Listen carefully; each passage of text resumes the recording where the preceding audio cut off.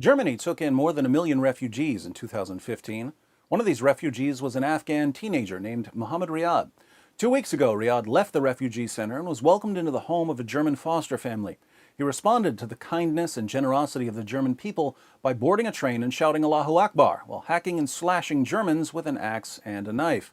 After fleeing the scene, he was surrounded by German police. He charged the police with his axe and they shot him dead.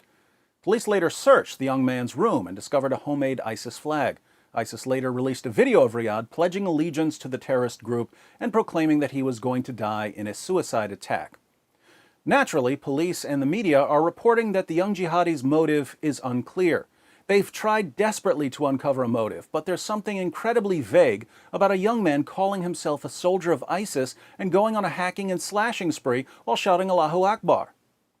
Understanding the motives of a jihadi is as difficult as understanding the Quran. We open the Quran and read, "Fight those who do not believe in Allah. Fight those of the unbelievers who are near to you and let them find in you hardness. Muhammad is the messenger of Allah, and those who are with him are severe against disbelievers and merciful among themselves. Surely Allah has bought of the believers their persons and their property for this, that they shall have the garden. They fight in Allah's way, so they slay and are slain." What could these texts possibly mean? Who can know? Words, much like motives, are completely incomprehensible.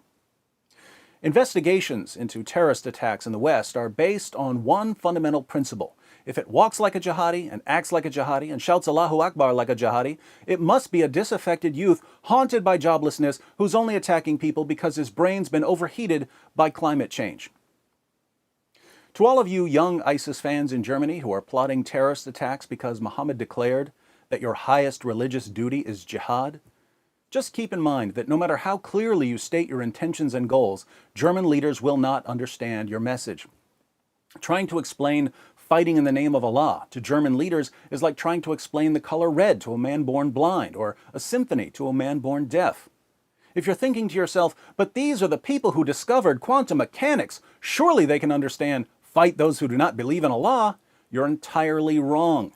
History shows that even though the German people are brilliant in science and classical music, they are extremely easy to brainwash and manipulate whenever they're in the presence of a fascist ideology.